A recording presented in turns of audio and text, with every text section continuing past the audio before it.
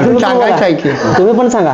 ते सगळं सांगतो सांगायचं आहे. तळापासून चाललंय हे इकडलं गावाकडली होऊन जातात सांगा सांगा. भडगावची होऊन जातात.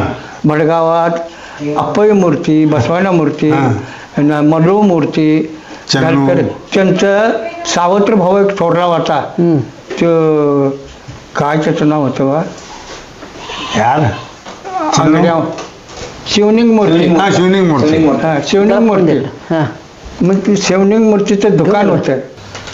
मग शिवलिंग मूर्ती त्यांचा तो मल्लू मूर्तीचा थोरला दादा सावत्रचा तो सावत्र दादा.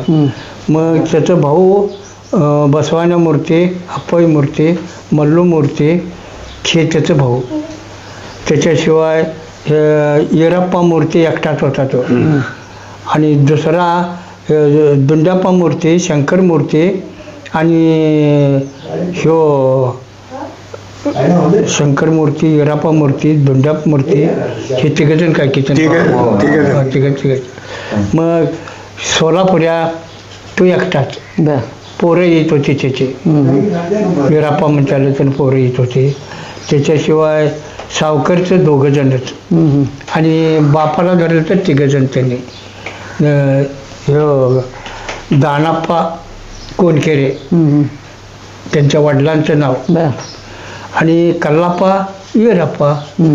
मग त्यांचा मामा म्हणजे कन्नडातनं मामा म्हणायला लागते मेवण्याला रामू. रामू होता. रामूची पोरी 3, बाळू, कल्लाप्पा आणि बसवाणी. कल्लाप्पा आणि बसवाण्या. नरसिंगमा आणि सिद्धू त्याचा मुलगा काय की ना, नरसिंगमाचा मुलगा. बरोबर आहे ना. बरं आता हे सगळं झालं, फक्त घटना त्यावेळी काय काय घडल्या ते सांग. मामांच्या बरोबर त्यावेळी घटना तिथं भडगावच्या क्षेत्रात काय काय झाल्या. मामा भडगावच्या क्षेत्रात येत होते त्यावेळी काय काय झालं ते सांगा. त्यावेळेला काय असं सगळी लोक जमत होती, चांगल्याने येत होती, लोक भिवून राहत होती. मामा आता तिथं बसलं तर एवढ्या अंतरावर ही पंच कमिटी बसत नव्हती. भिवून लांब बसणार, हे जवळ बसत नव्हते. ह्या नंतर आम्हाला म्हणायची असं सगळे. आणि आम्ही 15 दिवसात एकदा दर्शन घ्यायला जाणार. आम्ही तिथं मामा पडले काय करणार. तुम्ही ह्यांच्यावर निंगापूरला जात होता, निंगापूरला ह्यांच्यावर जात होता. हे म्हणजे ह्याने निंगापूरला म्हणतात काय समाधीनंतर ह्याने निंगापूरला गेलेत म्हणतात. मग तुम्ही समाधीनंतर सुद्धा निंगापूरला गेलता. समाधीनंतर पण गेलता. हो. मग समाधीच्या आधी तुम्ही 4 वर्ष मामांच्यावर भांडून आलता घराकडे म्हणताय ना. कोणी तुम्ही भांडून आलत खरं. बकऱ्या संघ पाठवायला दोघं भाऊ आणि पाठवायला आलतो. मग पाठवायला तिथे काय राहिला नाही रांडच्या आणि भंडाऱ्याची पुढी मागतोस काय म्हणून त्या वेळेला ते मला माहिती आहे ते डोका चिठ्ठी देतो भंडारा. ते झालं की मग तिथनं आला असा तुम्ही. मग परत ह्यांच्यावर समाज आणि परत गेला असा लावून द्याला पाठवून द्यायला गेला असा. बर पाठवून द्यायला आहेच की. बरं. मग त्यांची आमची घटना झाली आणि ह्यांच्या संग चेष्टा करायला लागलं. त्याच्याशिवाय सगळी जमलेली चढून पुढे झालेली कधी नीची 2-3 पेनं लांब असायचे. आणि आजवाडला गेल्यानंतर अशी हे इथे एक झोपला. आणि मी म्हणालो कशाला आल्या त्याचं कन्या खायला आला असा काय काय करायला आला असा म्हटलं. कन्या खायला आला असायचं. जरा देवाची नोकरी सुद्धीन करा म्हटलं. हे किती चेष्टा करशील गबस की चेष्टा करा नाही म्हटलं. पायच्याला काय खायला आले बघा म्हटलं. काय केलंय लांडगा बकरं खायला. लांडगा बकरं खायला त्यावेळेला. मग तुम्ही एवढं झोपून काय करायचं 2-3 आमच्या डोसकी पुढे तुम्ही सगळे झोपलेलाच होतो. झोपलेलाच. आणि कोण कोण होतं त्यावेळेला. ते 7-8 लोक होतो आम्ही सगळी. आणि जरा पुढे होता. तुम्ही पाराला होता त्यावेळेला. पारायला नाही झोपलेलं होता सगळं खरं. सगळी जेवढी आमची गट म्हणजे काय आपलं ग्रुप इथे आपण 4-10 आहेत का नाही. इथं पुढे दुसरा ग्रुप तिसरा ग्रुप. त्यावेळेला काय बकऱ्याला हे नव्हते काय वाघरं नव्हतं म्हणजे वाघरं म्हणजे मित्रांनो साईडनं जे बांधतात बकरी इकडे जाऊ नये म्हणून साईडनं एक जाळी बांधतात. ती जाळी त्यावेळेला नव्हतं खुल्लाच राहणार. आणि संपूर्ण सगळं प्रत्येक जाग्याला तिकडं कुत्र बोकले होय न शिव म्हणत करत ही अशीच होत. सो म्हणणारच खरं हे असलीच कुत्र आहे म्हणून आम्हाला माहिती नव्हतं. बर मग तिथं बकरी लांडगा खात होता बकरी. हा मग त्यावेळेला तुम्हाला ह्यो उठला बॅटरी सोडून पाठ लागला म्हणजे लांडगा खायच होता ह्यो उठला हे बघा लांडगा खायलाय काय करता असा तुम्ही म्हणून. हा बर मग त्यावेळेला उठता बघता म्हणजे कुत्र्याला पाठ लागला ह्यो पळा लागला ह्यो पुढं आम्ही माग खड्ड्यात जाऊन पडला की हो. हा हा बर बोधावरनं उडी मारायची म्हणजे आम्ही पळणार लोक. दांडगं वड टाकलेलं म्हणजे नड मोठं टाकलेलं आणि एक बाजूला भीत बांधल्यासारखं हा हा हा आणि ते गेरची रानो सुनबरला रान सुनबरला ते सगळं सफाई आहे म्हणून पळणारच आम्ही. आहे म्हणून पळायचं. बॅटरी सोडलेलं दांडगा पडल्यावर कुत्री पडली कुत्र्यांच्या पाठोपाठ आम्ही पडला एकामेकावर आम्ही पडलो असं सुरुवात आहे. आणि मागणं काय म्हणतात भडगाववाले यांनी अवनवून तोडतो अवनवून कोडली तोड खाली बंद केलं तेव्हा का हे गावल्यानंतरच आम्ही गावायचं नाही आम्हाला काय करणार. टोनं घेऊन न झाल्यात कुऱ्हाडी घेऊन न झालेल्यात शास्त्री खालोय म्हणून उठवत तिथे लांडगे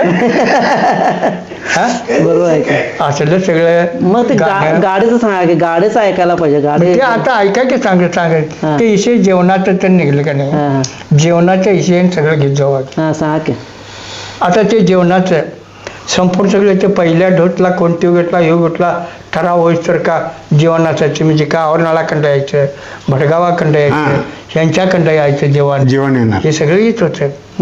मग ह्यानी काय करत होतं अपयमातनं ह्यानी भरपूर एक ते काय तर जेवण सरतील सिगारेटचं पाकिट सरणार नाही त्याने. बरोबर आहे. एक सफाईला एक आता चालू तुमचं असं बरं ते आता ना मग जेवणाचं कुठं आता इथं तुम्हाला मुतनाळापाशी एक पेनं जावलो की बेटीच्या बोटावर ते पेनं पहिलं जेवणाचं तिथनं गेलं थेट कमतनूरला गेलं कमतनूर असं गेलं तर पुढे तिथे जेवणाचं जावलं तिथे ते वडाचं झाड वडाचं हे शंकर पाटलांचं झाड शंकर पाटलांचं घरात मसूरगुपीच्या आजीला मसूरगुपीच्या आजीला तिथं आणि कसं तिथं गाव आहे आम्ही सुपारी घेणार आहे नाही तर तंबाखू घेणार आहे म्हणून तिथं भरायचं नाही बिराड ठेवायचं नाही उचलायचं नाही असताना आणि ते तिथे ठेवायचं नाही नव्हा तो काय करायला गेलता सुपारी आणायला गेलो तो तंबाखू नव्हता ते तंबाखू बी घे आणि तुझं सगळं तुझं बोजा दुसऱ्याला घ्यायचं आणि त्याला लावून जायचं गावाकडे परतणारच कुठं हॉटेलला जायचं नाही काय नाही बर रोड धरला म्हणजे रोडानं जायचं म्हणजे इथनं संकेश्वरापासून निघाल्यापासून म्हणजे औरंगाबाद निघाल किंवा भडगावातून निघाल्यापासून लिंगाप्रमाणे जायचं कुठल्याही हॉटेलात जायचं नाही. काय पाहिजे ते तंबू जवळ आहे तेच खायचं बर म्हणजे मामाच्या समाजानंतर हाच नियम होता हेच नियम होता. आणि ते बी ह्यांच्याकडे जेवणाची बुट्टी आहे ते काय कण्या असतील भाकरी असतील पोळ्या असतील काही असेल काय असू दे मला भूक लागल्या म्हणून कोण प्रत्येक हात काढून घ्यायचं नाही वाढल तवाच खायचं म्हणजे फक्त बकऱ्यातच खायचं आणि वाढल तवाच खायचं आणि कोण मालक जेवणाचा मालक देईल तवाच खायचं. जेवणाचा मालक कोण होतं त्यावेळेला जेवणाचा मालक म्हणजे त्याच्या जागेवर करताना तेच आचार्यच की आचार्याचा संबंध नाही जेवण जे करतात ते निवड करतात ते आचार्याचा संबंध त्यावेळेला नव्हताच आम्हीच करणार सगळं फक्त हे वाटप करत हे नाही यायचं कुणाच्या भाकरी किती आहेत कुणाचं काय खिचायचे घ्यायचं सगळ्यासनी वाटायचं अर्धा येऊन दे तुकडं येऊन दे सगळ्यासनी वाटायचं. बाकीचे कसं झालं भाकरी किकरी असली तर घोंगडं अतरायचं तुम्हाला त्याचा अरबाही जावलोय की आणि आता तो खांडा आहे त्याची ती माणसं किती आहेत 5-6 जण आहेत ते गाप एकटा उचलून द्यायचा एकटा वाटप करायचं असं विचार झाला आहे. बरोबर. मग तिथनं पुढे गेल्यावर तिथनं पुढं कसं तिथनं पुढं आता हे कमतनूर लवंडल्यावर ते अरमाई बिटला मग ते कमतनूरला रक्षेचं माळ चुकलं कोटबागेला केलं मग कोटबागेचं आरबावीला आरबावीला आम्हाला जेवायला दिली की तिथे जायची तो रामांना म्हणतेला भाऊबंद हा. आणि त्याने पाहुणे आरभावे मित्रांनो, हे मामांचं मूळ गाव. आता अक्कोळमध्ये मामांचा जन्म जर झाला असला तर मामांचे जे पूर्वज होते, म्हणजे पूर्वज हे सगळे आरभावेमधले आहेत आणि मूळ गाव मामांचा आरभावे आहे. त्या आरभावेमधली हे कथा सांगायला मामा बोला. मग आरभावीत मग ते पाहुणे बाजूला राहिलं, हा. बरोबर आहे. आणि पाहुणं रस्त्याकडलं आहेत आणि ते भाऊबंद बाजूला राहिलं. हा. रामांना म्हणताला ते भाऊबंद मामाचा. आणि हे बाजूचे आहेत का नाही हे बंगलवाले ते पाहुणे. पाहुणं मग त्याचं आडनाव काय? बेनच मड्यार.